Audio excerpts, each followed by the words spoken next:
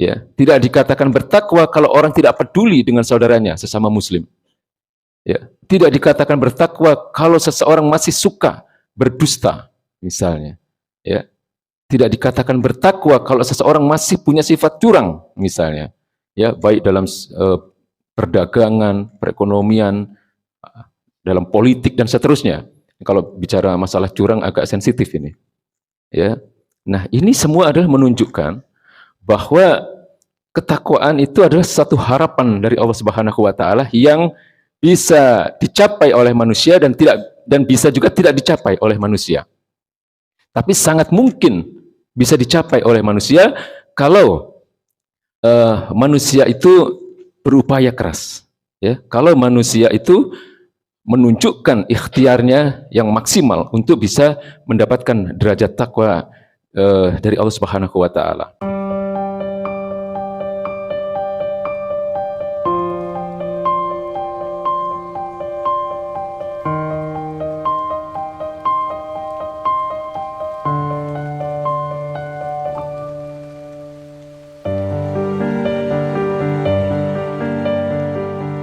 A'udzubillahi minasyaitonirrajim. Bismillahirrahmanirrahim. Ya ayyuhalladzina amanu kutiba alaikumusiyam kama kutiba alal ladzina min qablikum la'allakum tattaqun.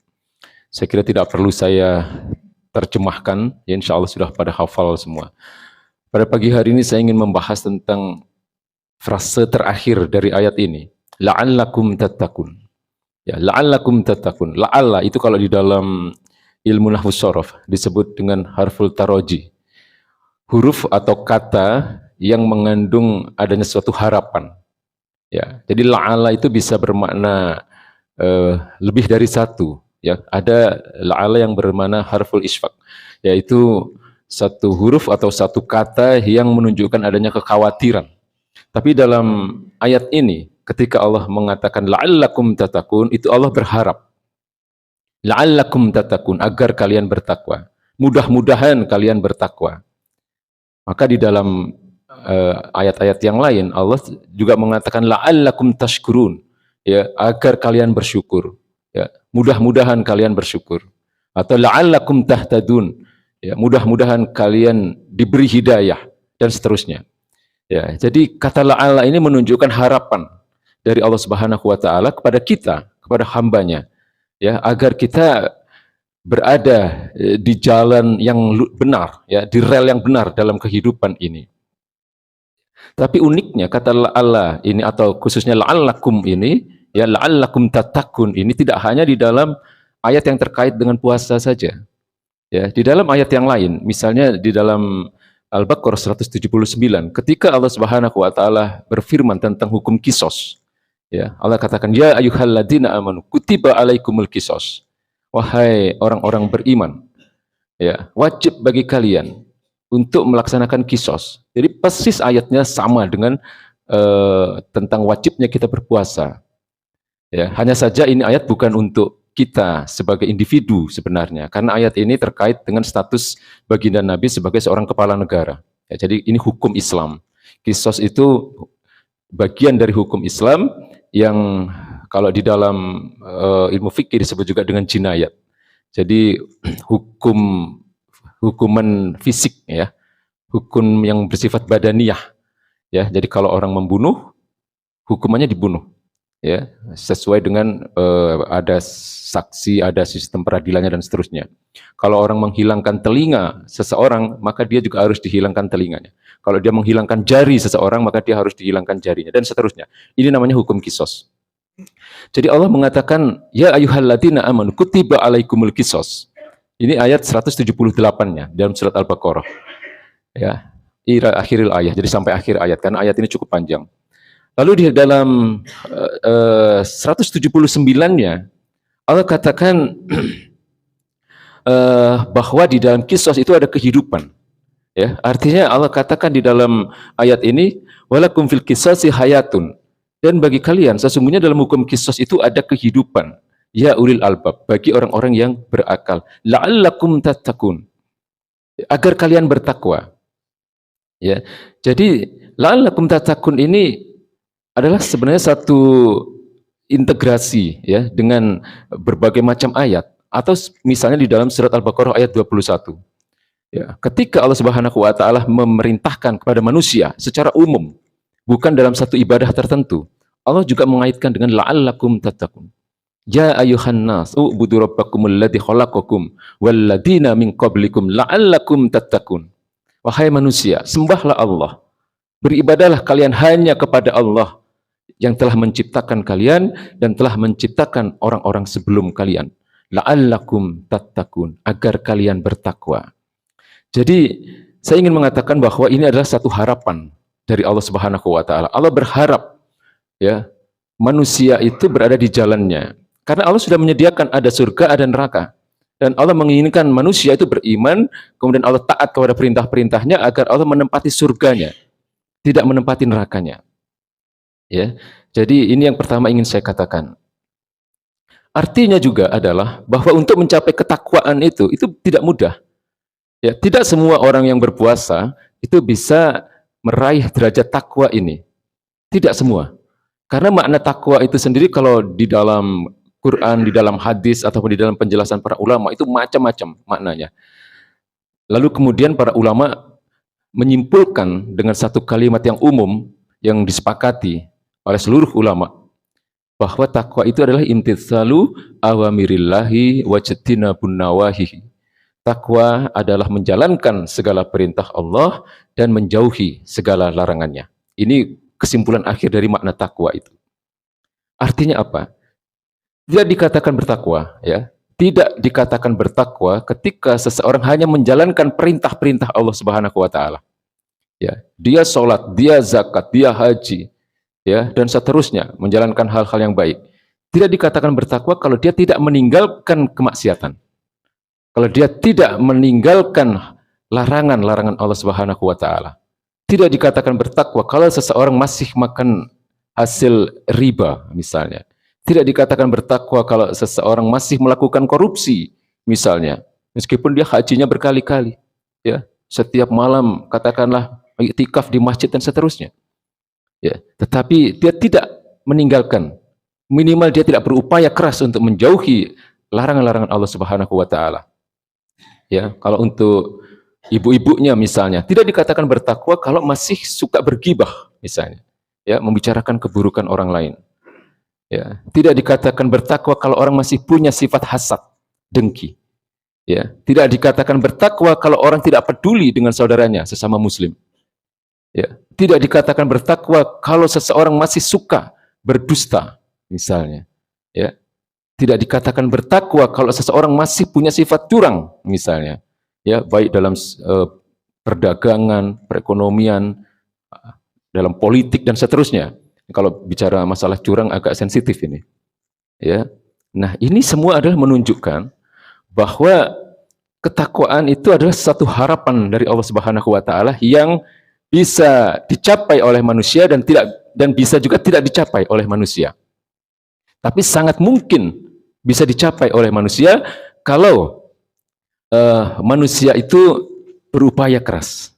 Ya, kalau manusia itu menunjukkan ikhtiarnya yang maksimal untuk bisa mendapatkan derajat takwa dari Allah Subhanahu wa taala. Maka hari ini saya ingin memberikan satu kiat ya, atau satu strategi bagaimana dalam bulan Ramadan ini kita minimal kita bisa memberikan satu yang terbaik ya kepada Allah Subhanahu wa taala, sehingga kita minimal digolongkanlah menjadi bagian dari orang-orang yang ingin mencapai derajat takwa itu sendiri. Ada beberapa hal yang bisa kita lakukan di dalam bulan Ramadan ini. Ya, yang pertama adalah tingkatkan kualitas dan kuantitas sholat kita di bulan Ramadan ini. Meningkatkan kualitas itu artinya adalah berupaya untuk memahami ya bacaan-bacaan sholat kita. Karena saya yakin tidak seluruh umat Islam memahami ya bacaan-bacaan dalam sholat itu. Ya, ada yang sudah belasan tahun, puluhan tahun mengerjakan ibadah sholat tapi tidak memahami bacaan di dalam sholat itu. Ya, lalu kemudian benar-benar meningkatkan adanya satu keterikatan dengan Allah Subhanahu wa taala dalam melakukan sholat itu. Ada ruhnya, Ya, ruh itu kalau di dalam penjelasan sebagian ulama, maknanya juga bisa bermacam-macam. Tapi salah satu makna ruh adalah idroksilah bilah. Adanya kesadaran akan adanya hubungannya dengan Allah Subhanahu wa taala. Itu salah satu makna ruh. Jadi salat kita itu ada ruhnya, tidak terjebak pada rutinitas. Ya, ada kesadaran bahwa kita sedang berinteraksi dengan Allah Subhanahu wa taala. Ada idroksilah bilah. Ya, kesadaran akan hubungan kita dengan Allah Subhanahu wa taala. Lalu secara kuantitas, upayakan ada salat-salat nafilah, ya, salat-salat tambahan yang kita laksanakan di luar salat-salat wajib. Ya, minimal salat qobliyah ba'diyah. Itu ada yang sunnah muakkadah, ya, 2 rakaat sebelum subuh, 2 atau 4 rakaat sebelum zuhur, 2 rakaat sesudah zuhur, 2 rakaat sesudah maghrib, dan 2 rakaat sesudah isya. Ini jangan ditinggalkan. Ya, jadi karena ini mendekati wajib sebenarnya hukumnya. Kalau sunnah muakkadah itu sebenarnya hukumnya mendekati wajib. Ya, artinya baginda Nabi tidak pernah meninggalkan. Tapi baginda Nabi secara vulgar tidak pernah mengatakan itu wajib. Ya, tapi bisa dikatakan itu adalah sesuatu yang mendekati wajib. Ya, itu sunnah qobliyah ataupun ba'diyah yang muakkadah. Lalu dalam kaitannya dengan bulan Ramadan ini, sholat tarawih itu satu paket, ya, dengan Ramadan. Jadi jangan sampai pernah ada satu malam di mana kita tidak melaksanakan sholat tarawih. Ya, kalau kita tidak sempat melaksanakan sholat tarawih di masjid, ya, laksanakan sholat itu di rumah sendiri semampunya. Ya. Nah, lalu kemudian ada sholat-sholat sunnah yang lain, ada sholat duha dan seterusnya. Jadi ini dalam hal sholat. Lalu yang kedua, jangan pernah tinggalkan hari di dalam bulan Ramadan ini di mana kita tidak berinteraksi dengan Al-Qur'anul Karim. Ya, dalam Al-Qur'anul Karim itu banyak yang bisa kita raih ganjaran dari Allah Subhanahu wa taala, apalagi di dalam bulan yang disebut dengan Syahrul Mubarak, bulan penuh keberkahan ini. Ya, pertama membaca Al-Qur'an. Ya. Mungkin saya kira sudah banyak ustadz yang menyatakan bagaimana keutamaan membaca Al-Qur'an. Lalu bagaimana pula kemudian bacaan-bacaan Qur'an itu nanti akan bisa menjadi penerang di alam kubur kita. Kemudian yang kedua, pahami makna Al-Qur'an yang kita baca itu. Ya, berupaya, ya. Kalau kita mungkin tidak memahami bahasa Arab, ya paling tidak yang kita baca itu kita pahami ada terjemahannya. Ya, sehingga sekali lagi ada kualitas di dalam membaca itu.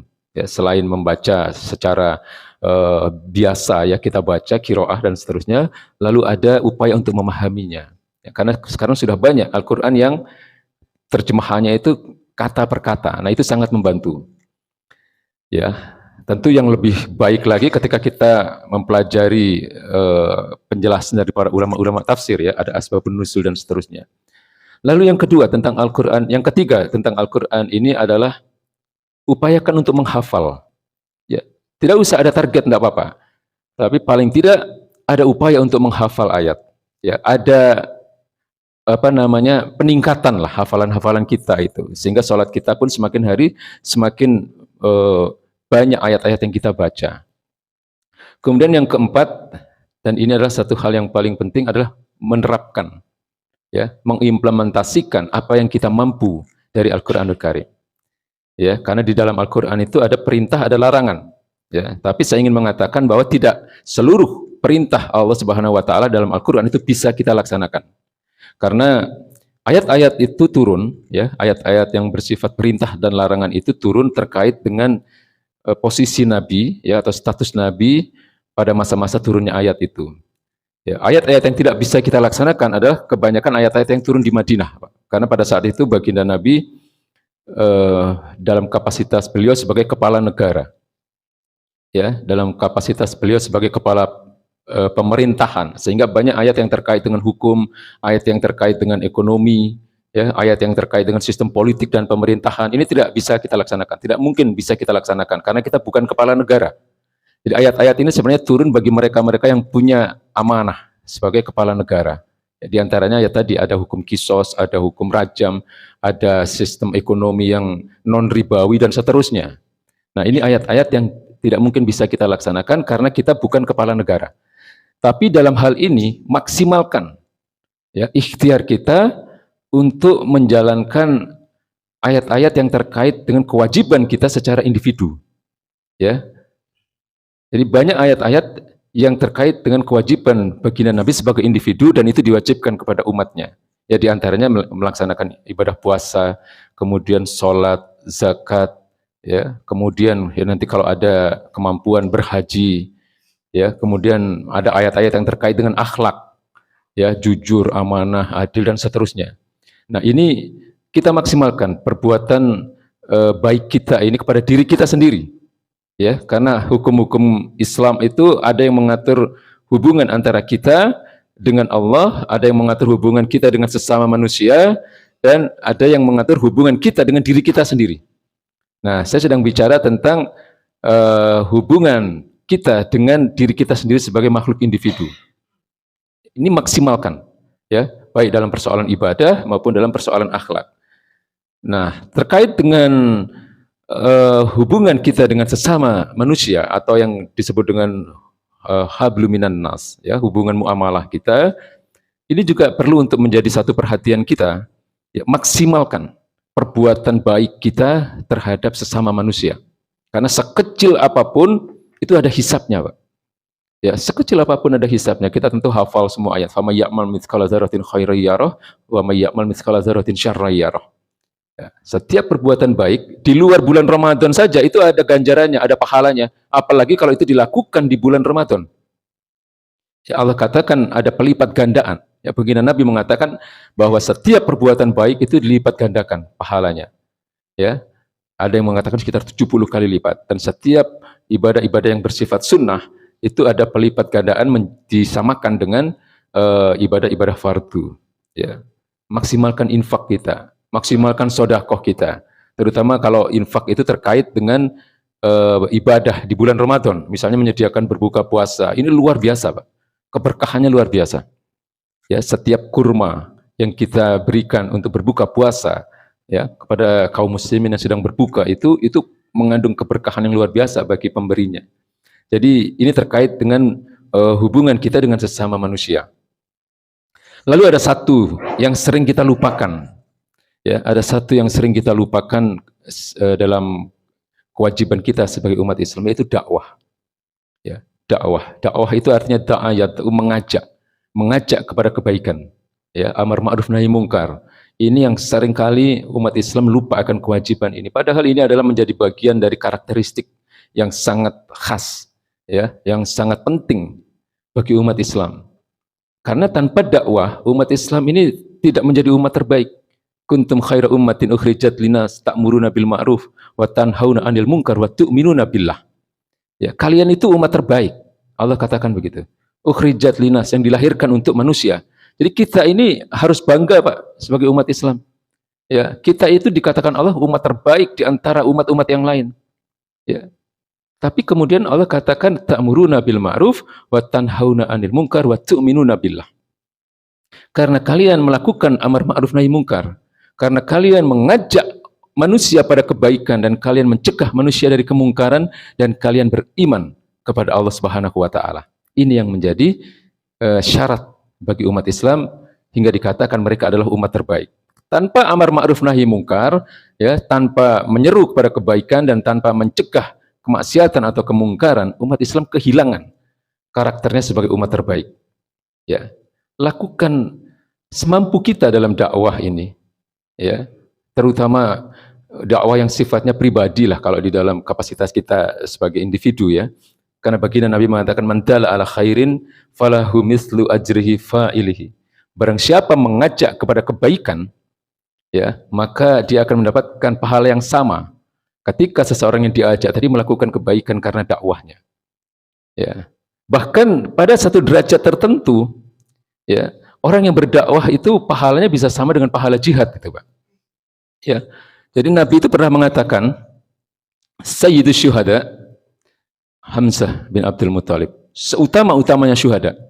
Ya, seutama-utamanya orang yang berjihad di jalan Allah dan dia gugur dalam jihad itu adalah Hamzah bin Abdul Muthalib. Kita tahu Hamzah ini adalah paman beliau yang wafat di dalam perang Uhud.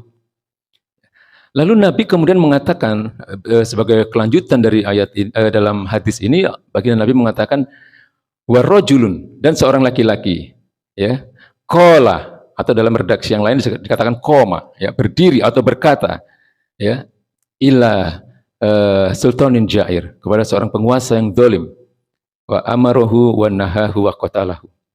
Lalu kemudian penguasa zalim itu ya dinasehati oleh pendakwah ini, lalu kemudian dicegah atau dilarang dari perbuatan-perbuatan zalimnya, lalu penguasa ini kemudian membunuh pendakwah tadi atau seorang laki-laki yang menasehati tadi.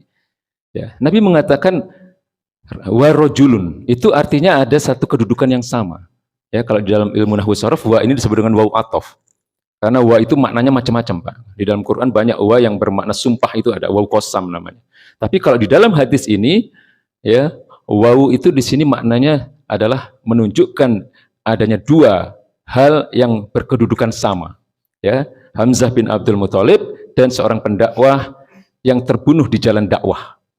Nah, jadi ini pahala dakwah yang luar biasa. Pada satu derajat tertentu dia bisa menempati posisi sebagai sayyidus syuhada, ya, seutama-utamanya orang yang syahid di jalan Allah Subhanahu wa taala. Nah, sebagaimana yang saya katakan tadi, maka hari ini bulan Ramadan ini upayakan untuk berlomba-lomba dalam kebaikan, mengajak sesama kaum muslimin untuk melaksanakan kebaikan, ya, fastabiqul khairat. Kemudian satu lagi kewajiban kita, terutama di bulan Ramadan ini dikatakan sebagai syahrul ilmi, bulan ilmu. Jangan pernah berhenti untuk mempelajari Islam. Banyak di antara kita menganggap Islam itu sebatas sholat, zakat, haji, puasa. Tidak, Pak. Ya, Islam itu kalau di dalam penjelasan Allah Subhanahu wa taala dalam Al-Qur'an disebut dengan din.